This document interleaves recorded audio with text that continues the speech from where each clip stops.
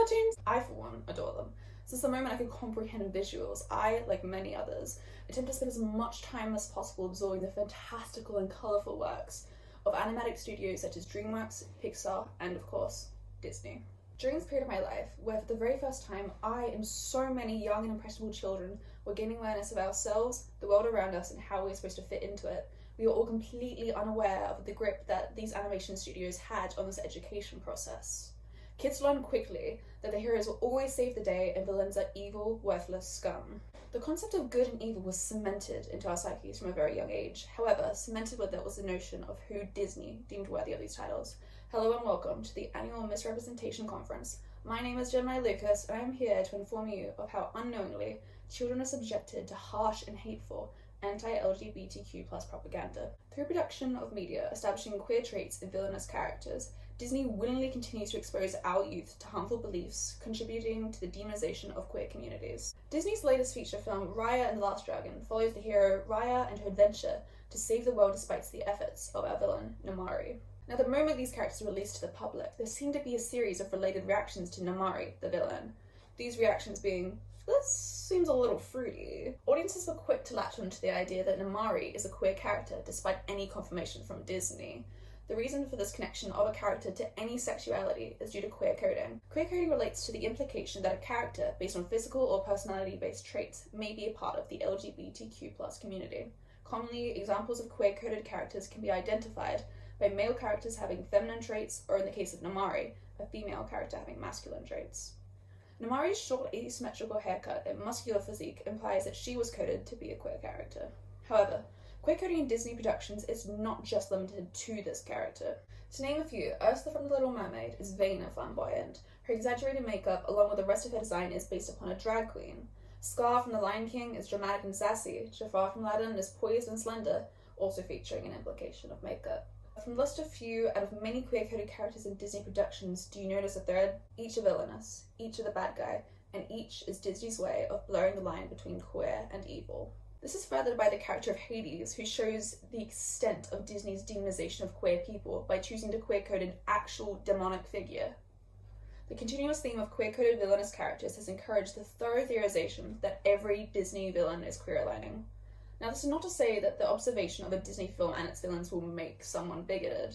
However, the common trend of queer-coded antagonists does heavily contribute to the normalization of subtle homophobia and transphobia in media. And with the distinct lack of queer-coded heroes, the commonality between all villains in Disney films expresses to a young audience that being queer inherently makes you evil, and it will only get worse if we don't stop them. Disney is a huge, powerful corporation, and with profits averaging upwards of $65.3 billion from last year alone, they are only getting bigger. And with studios like Fox and Marvel recently being absorbed into the conglomerate, it is becoming increasingly difficult for audiences to find new media that wasn't spewed out by the studio.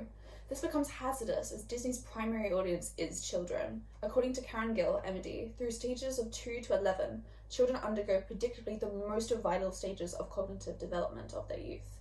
During this time, children begin to develop viewpoints, morals, and beliefs. Disney actively exploits this fact. Capitalizing off of the curious nature and naivete of our youth, Disney utilizes the underdevelopment of children to regurgitate their propaganda into the world. How is it that so many people can grow up to now reminisce on their favorite childhood movies to find that, oh, Beauty and the Beast is a possible example of Stockholm Syndrome, or the adaptation of the real story of Pocahontas was a bit messed up?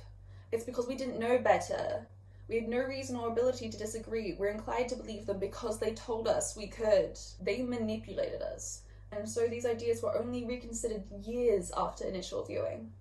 Disney is still doing the same thing to kids today.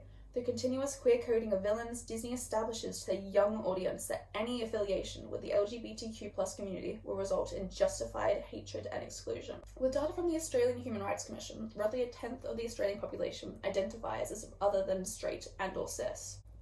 Knowing this, Disney infects 1 out of 10 of their Australian audience with the notion that they deserve to be hated, and they encourage the remaining 9 out of 10 to be those who ensure this hatred remains. And they're successful. A recent report by the National LGBTI Health Alliance states that 16% of LGBT plus people aged 16 to 27 reported they had attempted suicide in their lifetime. Encouraged cruelty directed towards the LGBTQ plus community has damaging and irreversible effects. Yet still, with vast power, fortune, and reach, Instead of encouraging acceptance, Disney uses their influence to tell their audiences that they are just as bad as the villains they despise if they possess a trait that they can't control. But there is still hope. From early ages, we are told that examples of homosexuality and gender expression apart from the gender binary is evil and villainous. Disney actively avoids the portrayals of LGBT characters in any positive light. This is furthered by a distinct lack of queer protagonists in children's media. Even productions separate from Disney continue this trend. Many iterations of DC's Joker is colourful, catty, and accessorizes with makeup and a flower. Yet still, it wasn't until recently, when in Joker 2019, he was allowed any redeemable traits, even if to redeem him, they first stripped him of any effeminate or queer characteristics. However, this is not to say we should remove all traits of queerness from future Disney villains. Generally, adults can find that they rather enjoy the mannerisms and traits of villains, not despise their apparent queerness, but because of it. However, children can't do this. I can appreciate now that Dr. Facilier, the villain of The Princess and the Frog, who is dramatic, cunning, and effeminate, has one of the coolest songs in any Disney musical. But child me only saw he turn this cute couple into a pair of frogs, so obviously he must be the scum of the earth. It's up to us, the older and knowledgeable, to tell young people that despite what they see on their screens, queer should not equal evil.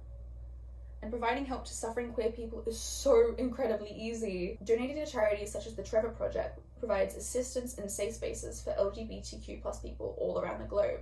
The simple act of speaking up if you overhear homophobic or transphobic comments can help those affected dramatically. And speak to your children, please.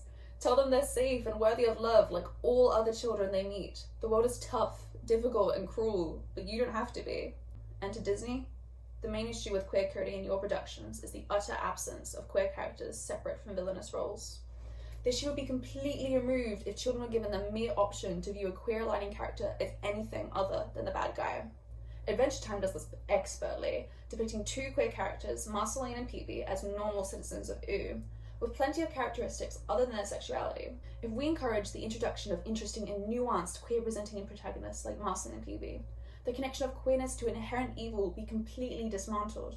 Children will be able to view LGBTQ+ people in a positive light, and young queer people will finally be able to feel like they're worthy of being the hero in their own story.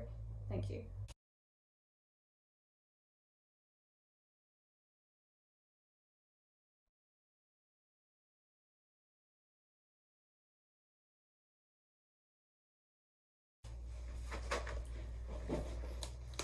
I'm back.